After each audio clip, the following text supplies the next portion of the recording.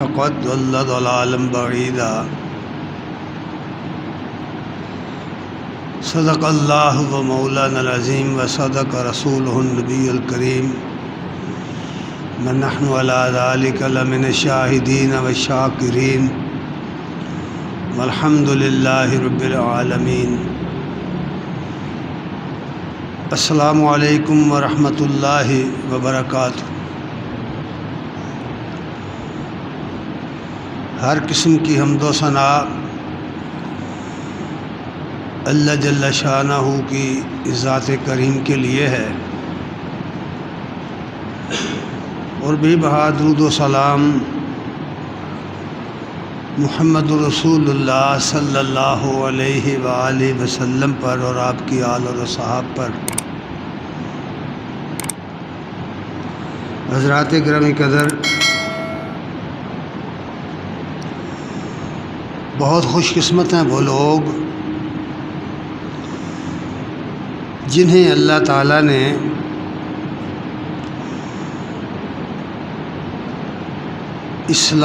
دین اسلام کو صحیح طور پر سمجھنے کی توفیق عنایت فرمائی ہے، اور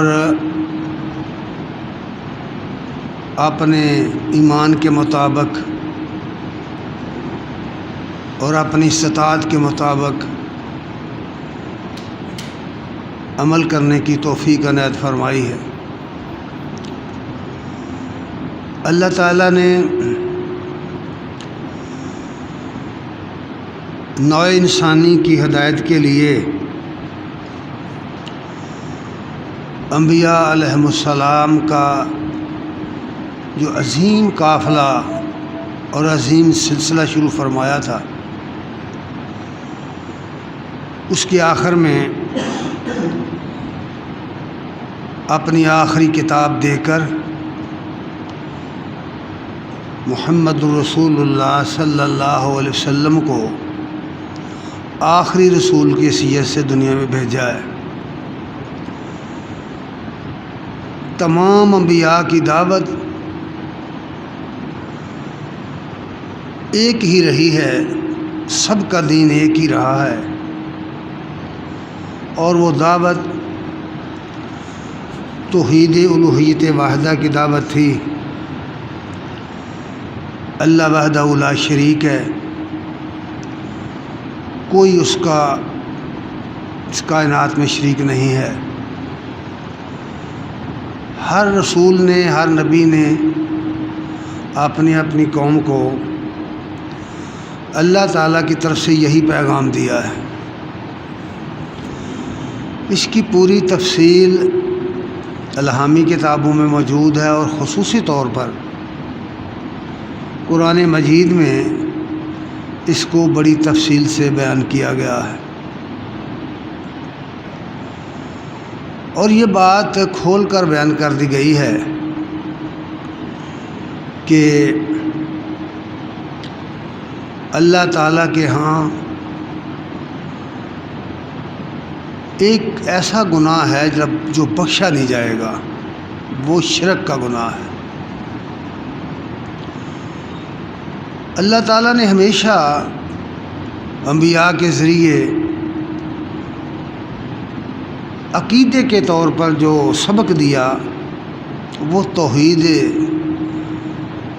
الوہیت واحدہ کا سبق ہے. بے شک پوری دنیا میں تمام مذاہب کے ماننے والے اللہ تعالیٰ کو، اس کی ہستی کو مانتے ہیں.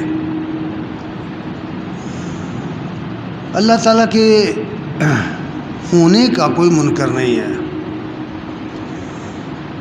اگر کہیں کوئی پایا گیا ہے تو اس کی تعداد بہت کم ہے. آج بھی اللہ تعالیٰ کی ہستی کے منکر کچھ لوگ ہیں، لیکن وہ بھی آٹے میں نمک کے برابر ہیں. مجموعی طور پر تمام مذاہب عالم جو ہیں اور ان کے ماننے والے، وہ اللہ کی ہستی کو مانتے ہیں. عرب کے مشرکین جو تھے وہ بھی اللہ تعالیٰ کی ہستی کو مانتے تھے. ان میں سے کوئی بھی انکار نہیں کرتا تھا اللہ کے ہونے کا، مانتے تھے کہ اللہ ہے، اللہ ہی خالق کائنات ہے، اللہ ہی زندگی دینے والا، موت دینے والا، رزق دینے والا، ساری نعمتیں دینے والا اللہ ہی ہے، یہ سب کچھ مانتے تھے وہ۔ اسی طرح دیگر اقوام کا حال ہے، وہ بھی مانتے، لیکن کائنات کے ساتھ اللہ کا کیا تعلق ہے،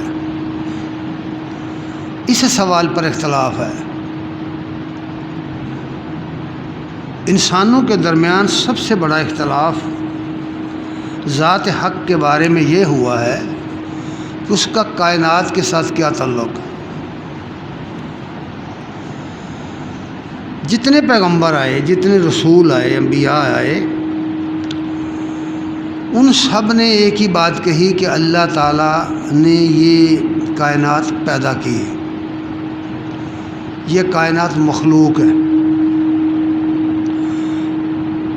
یہاں جو کچھ آپ کو نظر آتا ہے،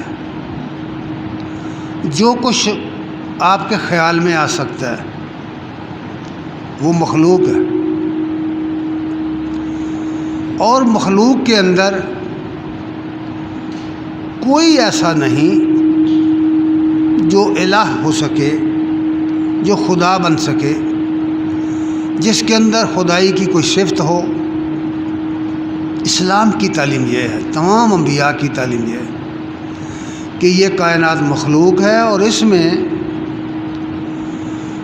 کوئی ایک بھی ایسا نہیں، نہ کوئی فرشتہ، نہ کوئی انسان، نہ کوئی جن، اور نہ کوئی دیگر مخلوقات میں سے جس کے اندر خدائی صفتیں پائی جاتی ہوں۔ اور کائنات حادث ہے، اللہ نے اپنے تکوینی امر سے اس کو پیدا کیا ہے، جو اس وقت تک چلے گی جب تک وہ چاہے گا، جب چاہے گا اس کو فنا کرے گا، اور پھر جب چاہے گا دوبارہ بنا دے گا، اور اس میں انسانوں کو زندہ کرے گا، اور اس دنیا میں کیے گئے اعمال کا محاسبہ ہوگا۔ چند لفظوں میں اگر عقیدہ بیان کریں تو بس انبیاء کا عقیدہ یہی ہے۔ لیکن حقیقت یہ ہے کہ جس قدر زیادہ زوردار طریقے سے الہامی کتابوں میں، خصوصاً قرآن مجید میں توحید بیان کی گئی ہے، توحید کا سبق بیان کیا گیا ہے، بالکل اس کے برخلاف اتنا ہی زیادہ اللہ تعالیٰ کے ساتھ شرک کیا جا رہا ہے، اور پچھلے زمانے میں بھی کیا جاتا رہا ہے، اور آج بھی پوری دنیا میں سب سے بڑا گناہ جو ہو رہا ہے وہ شرک کا گناہ ہے، اور شرک ہی سب گناہوں میں سے بڑا گناہ ہے۔ نبی صلی اللہ علیہ وسلم سے جب یہ پوچھا گیا کہ کبیرہ گناہ کون سا ہے، سب سے بڑا گناہ کون سا ہے، فرمایا الاشراک باللہ، اللہ کے ساتھ کسی چیز کو شریک ٹھہرانا۔ پھر اس شرک کی کئی قسمیں ہیں، بہت ساری قسمیں ہیں۔ جب تاریخ کا مطالعہ کریں، مذاہب عالم کا مطالعہ کریں، قرآن کا، حدیث کا مطالعہ کریں، اصول پہ لکھی جانے والی کتابیں پڑھیں، تو پھر پتہ چلتا ہے کہ ہمیشہ ہر قوم کے اندر اور آج بھی مختلف قسم کا شرک پایا جاتا ہے۔ اس کی کئی اقسام ہیں۔ اگر ہم قوم مجوس کا مطالعہ کریں، ان کی مذہبی کتابیں پڑھیں، تو کئی صدیاں قبل مسیح ان کے اندر یہ شرک پایا جاتا تھا کہ دو خدا ہیں، ایک شر کا خدا ہے، خالق شر ہے، ایک خالق خیر ہے۔ جتنی خیر ہے دنیا میں اس کا خالق الگ ہے، اور جتنا شر پایا جاتا ہے اس کا خالق الگ ہے۔ اس عقیدے کا نام سنویت ہے، کتابوں میں اس کو سنویت کہا گیا ہے، دو الہ ماننا، کائنات کے دو خدا ماننا۔ اور یہ جو سنویت ہے پھر آگے اس کی بھی قسمیں ہیں، لیکن اسلام نے ان چیزوں کو رد کیا ہے۔ اسلام کی جو تعلیم ہے اس کے بارے میں آسان طریقہ یہ ہے کہ قرآن مجید میں جو ایمانیات کی چیزیں بیان کی گئی ہیں انہیں آدمی سمجھ لے، کن کن چیزوں پر ایمان لانے کا حکم دیا گیا ہے، اور پھر ان کے ذیل میں کیا کیا چیزیں آتی ہیں۔ اس کو ایمان کہتے ہیں، ایمانیات۔ اور ان کا عملی طریقہ جو بتایا گیا ہے اس کو اسلامیات، دوسرے لفظوں میں ارکان اسلام کہتے ہیں۔ جو شخص ایمانیات کو مان لے، ان چیزوں کو مانے، اللہ پر ایمان، فرشتوں پر ایمان، رسولوں پر ایمان، کتابوں پر ایمان، روز قیامت پر ایمان،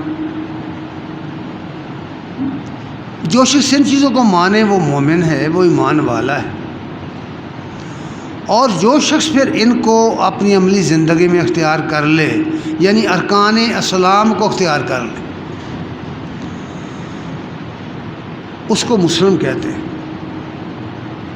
اور اس مجموعے کا نام ہے دین اسلام۔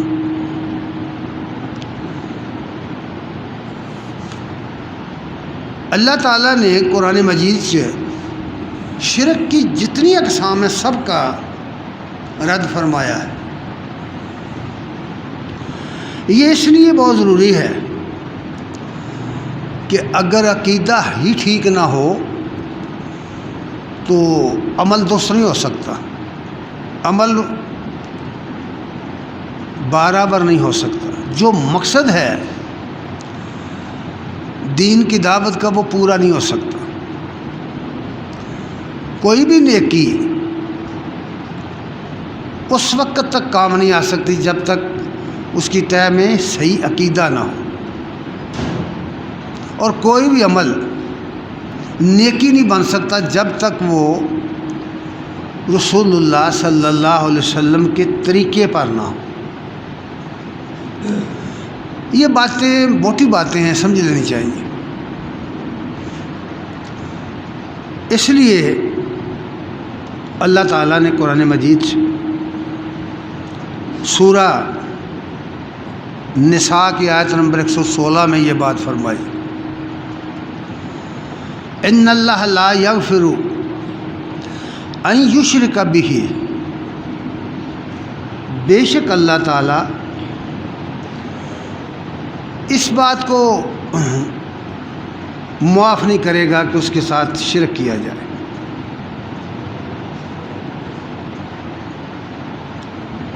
اس کے ساتھ شرک کرنے والے شخص کو، اور اگر اسی حالت میں وہ شخص مر گیا شرک کرتے کرتے، اس نے توبہ نہیں کی،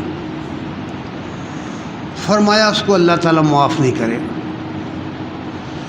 یہ اعلان کہ اللہ اس کو معاف نہیں کرے گا، یہ کسی انسان کا اعلان نہیں ہے، یہ قرآن مجید میں اس نے آیت نازل فرمائی ہے۔ قیامت تک یہ آیت پڑھی جائے گی، تلاوت کی جائے گی، لوگوں کے سامنے رہے گی، اور جو کچھ اس میں کہا گیا ہے بالکل ایسا ہی ہوگا۔ اور پھر ساتھ یہ بھی فرمایا وَيَغْفِرُ مَا دُونَ ذَلِكَ لِمَن يَشَاءُ، وہ معاف کر دے سکتا ہے جس کو چاہے، جس کے لیے جو چاہے، اس کے سوا۔ ما دون، دون کے دو معنی ہوتے ہیں۔ ایک معنی اس کا ہوتا ہے سوا، کہ اس کے سوا وہ جو چاہے جسے چاہے معاف کر دے شرک کے سوا۔ بڑے بڑے گناہ ہیں، شرک کے بعد بڑے بڑے گناہ ہیں۔ انسانوں کے حقوق کے اندر بھی بڑے بڑے گناہ ہیں، حقوق اللہ میں بھی بڑے بڑے گناہ ہیں، لیکن وہ جسے چاہے جو چاہے معاف کر دے سکتا ہے۔ دون کے دوسرے معنی یہ ہوتے ہیں کہ وہ گناہ معاف کر دے سکتا ہے جو شرک سے کم درجے کے ہیں۔ تو گویا شرک کا سب سے بڑا درجہ ہے، سب سے بڑا گناہ شرک ہے، باقی گناہ سب سے اس کے نیچے ہیں، اس سے کم درجے کے ہیں۔ کوئی آدمی بڑے گناہ کرے، توحید پرست ہو، خدا وحدہ لا شریک کے ساتھ شرک نہ کرتا ہو، لیکن اس نے بڑے گناہ کیے ہوں، پھر وہ باغی نہ ہو، گناہ کرتا رہا اپنی خواہشات کے پیچھے لگ کے، تو اس کے بخشے جانے کا امکان ہے۔ ہو سکتا ہے وہ لمن یشاء میں آ جائے، لیکن شرک کرنے والا اگر توبہ کر کے اس دنیا سے نہیں گیا تو وہ نہیں بخشا جائے گا، یہ قرآن کا فیصلہ۔ اور پھر فرمایا وَمَن يُشْرِكْ بِاللَّهِ فَقَدْ ضَلَّ ضَلَالًا بَعِيدًا، کہ جس نے شرک کیا وہ گمراہی میں دور نکل گیا۔ اب اس آیت کو ذرا سامنے رکھو اور دنیا کی حالت دیکھو، معاشرت کو دیکھو۔ وہ معاشرہ مسلمانوں کا ہو یا غیر مسلموں کا، پوری دنیا کے انسانوں کے عمرانی حالات دیکھو۔ عمرانی کے لفظ سے عمران خان نہ سمجھ لینا، عمرانیات سمجھنا۔ معاشرتی حالات، عقائد کے حالات، لوگوں کے عقیدے کیسے ہیں، اعمال کیسے ہیں، تو آپ یہ دیکھ کر حیران ہو جائیں گے کہ دنیا کی اکثریت شرک میں مبتلا ہو گئی۔ چھوڑیے غیر مسلموں کو، خود مسلمانوں کی حالت بہت افسوسناک حد تک برباد ہو چکی۔ انہیں پتہ نہیں رہا کہ شرک کس کو کہتے ہیں۔ اس لیے یہ بات جاننا ضروری ہے کہ شرک کس کی نوعیتیں کیا کیا ہیں، شرک کس کس قسم کا ہے۔ ویسے یہ موضوع بہت طویل ہے، میں نے اس کی پوری تفصیل اپنی کتاب توحید باری تعالیٰ اور صوفیہ کرام میں لکھی ہے، یہاں چند نکات بیان کیے دیتا ہوں۔ میں نے جیسے پہلے عرض کیا نا کہ مجوسیوں کا یہ عقیدہ کہ وہ کائنات کے دو خالق مانتے ہیں، ایک خالق خیر اور ایک خالق شر۔ اس کا جواب قرآن مجید میں یوں دیا گیا ہے۔ سورہ نحل کی آیت نمبر 51 میں فرمایا وقال اللہ لا تتخذوا الہین اثنین، اللہ کا فرمان ہے کہ دو خدا نہ بناؤ، دو الہ نہ بناؤ،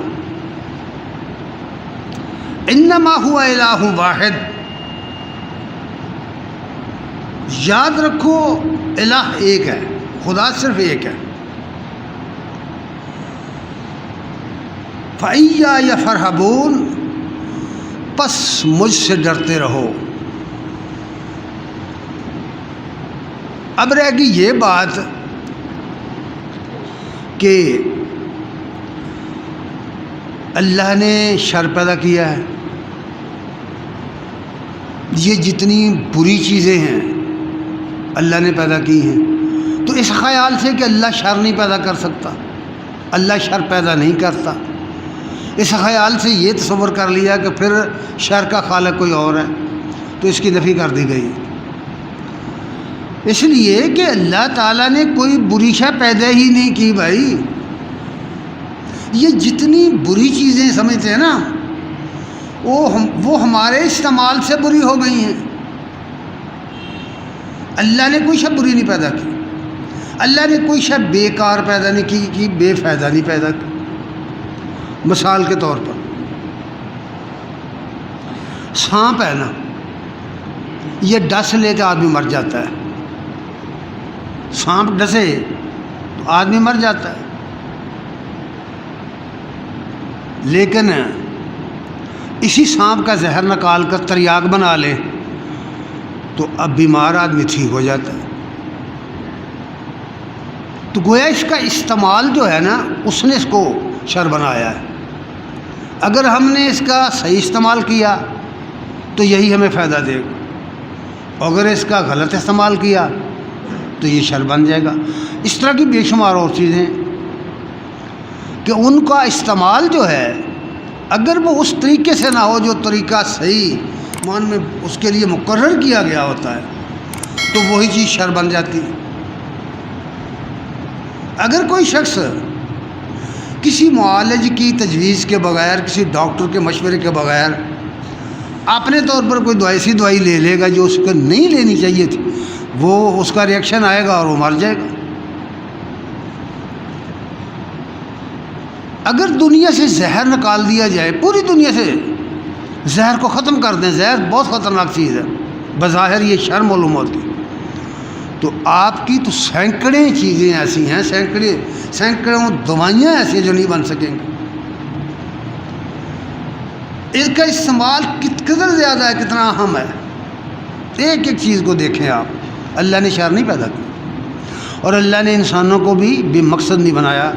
سورہ المومنون کی آیت نمبر 115 میں فرمایا، افحسبتم انما خلقناکم عبثا وانکم الینا لا ترجعون۔ کیا سمجھا ہے تم نے؟ افحسبتم، تم نے کیا خیال کیا، تمہارا کیا خیال ہے کہ ہم نے تم کو بیکار پیدا کر دیا ہے، بے مقصدی پیدا کر دیا ہے، تمہاری زندگی کا کوئی مقصد نہیں ہے؟ اب غور کرو، یہ سوال ہے نا ایک، اللہ تعالیٰ نے انسانوں سے یہ سوال کیا کہ کیا تمہارا خیال ہے، تمہارا کیا خیال ہے کہ ہم نے تم کو عبث پیدا کر دیا، بے مقصد بیکار پیدا کیا ہے؟ نہیں، تمہاری زندگی کا ایک مقصد ہے، وما خلقت الجن والانس الا لیعبدون۔ فرمایا میں نے جنوں اور انسانوں کو اپنی بندگی کے لیے، اپنی غلامی کے لیے پیدا کیا ہے۔ انسانوں کو کوئی حق نہیں کہ اللہ کی زمین پر رہ کر، اللہ کے آسمان کے نیچے رہ کر، اللہ کی ہوا کھا کر، اللہ کی نعمتیں کھا کر غیر اللہ کو عبادت کریں، غیر کی بندگی کریں، کوئی حق نہیں پہنچتا کسی کو۔ اس لیے فرمایا، اور یہ کہ وَأَنَّكُمْ إِلَيْنَا لَا تُرْجَعُونَ، اور یہ سمجھا تم نے کہ تمہیں واپس اٹھا کر نہیں لایا جائے گا، یعنی تمہیں دوبارہ زندہ نہیں کیا جائے گا۔ یہ بھی فرمایا، کیا سمجھ بیٹھے تم، کوئی شے بیکار نہیں۔ دوسرے مقام پر ایک اور بات فرمائی، سورہ آل عمران آیت نمبر 191 میں فرمایا، الذین یذکرون اللہ قیاما وقعودا وعلی جنوبہم، جو لوگ اللہ کو کھڑے کھڑے، بیٹھے بیٹھے، لیٹے لیٹے یاد رکھتے ہیں، یعنی ہر حالت میں یاد رکھتے ہیں۔ جو لوگ اللہ کو لیٹے لیٹے، بیٹھے بیٹھے، کھڑے کھڑے، ہر حالت میں یاد رکھتے ہیں، وَيَتَفَكَّرُونَ فِي خَلْقِ السَّمَاوَاتِ وَالْأَرْضِ، اور زمین اور آسمان کی تخلیق میں غور کرتے ہیں، اس کی پیدائش میں غور و فکر کرتے ہیں، سوچتے ہیں یہ کیسے بنی، کس نے بنائی، اس کے بنانے کا مقصد کیا ہے۔ گویا جو شخص غور و فکر نہیں کرتا اپنی زندگی کے بارے میں، وہ دارا حقیقت انسان کہلوانے کا حقدار نہیں ہے، معذرت کے ساتھ۔ قرآن مجید میں یہ بات بتا دی گئی ہے کہ جو لوگ غور و فکر کرتے ہیں، تدبر کرتے ہیں کائنات کے، زمین اور آسمانوں کا لفظ جب قرآن میں آتا ہے تو اس کا مقصد پوری کائنات، اور یہ غور و فکر کے نتیجے میں یہ لوگ جو کھڑے کھڑے، بیٹھے بیٹھے، لیٹے لیٹے اللہ کو یاد کرتے ہیں، یاد رکھتے ہیں، اور کائنات کی تخلیق میں غور و فکر کرتے ہیں، پکار اٹھتے ہیں، ان چیزوں کو دیکھ کر پکار اٹھتے ہیں، ما خلقت ربنا ما خلقت ھذا باطلا، ربنا ما خلقت ھذا باطلا، اے ہمارے رب اس میں کوئی چیز تو نے باطل پیدا نہیں کی، کوئی چیز اس میں تو نے بیکار پیدا نہیں کی، کوئی چیز یہاں شر نہیں ہے۔ یہ تو انسانوں کے استعمال سے ہوتا ہے۔ آپ جانتے ہیں جب رات کی تاریکی آتی ہے تو رات کی تاریکی سے اللہ تعالیٰ نے اپنے قرآن میں معوذتین میں پناہ مانگنے کا حکم دیا ہے، تاریکی سے پناہ مانگنے کا۔ کیوں؟ یہ رات کی تاریکی گھر والوں کے لیے جو سو جاتے ہیں بے فکر ہو کے،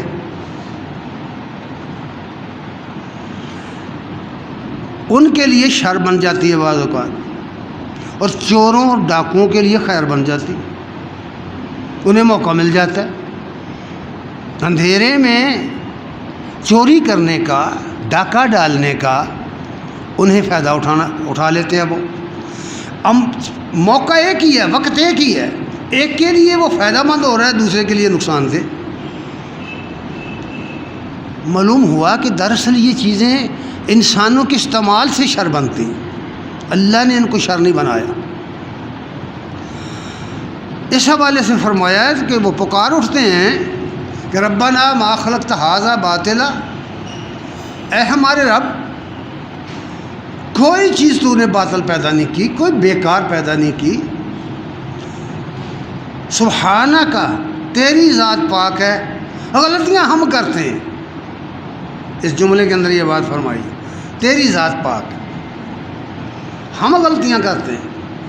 سبحانک فقنا عذاب النار، تیری ذات پاک ہے ہر کمزوری سے، ہر نقص سے، غلطیاں ہم سے، انسانوں سے ہوتی ہیں، تو ہمیں جہنم کی آگ سے بچا۔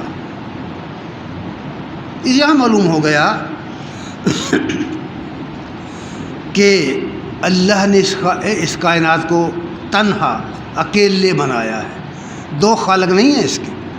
پہلی بات یہ گمراہی ہے، سنویت جس کو کہتے ہیں، جس کو یہودیوں مجوس نے پھیلایا، یہودیوں کے اندر یہ آئی، پھر عیسائیوں کے اندر آئی، پھر وہاں سے مسلمانوں کے اندر آئی۔ اور ایک دوسری قسم بھی ہے اس کی، سنویت کی ایک دوسری قسم بھی ہے۔ وہ گمراہی یہ ہے کہ انسان بھی سنویت کا مظہر ہے، انسان بھی سنویت کا مظہر، دو چیزوں کو ملا کر انسان بنایا گیا ہے۔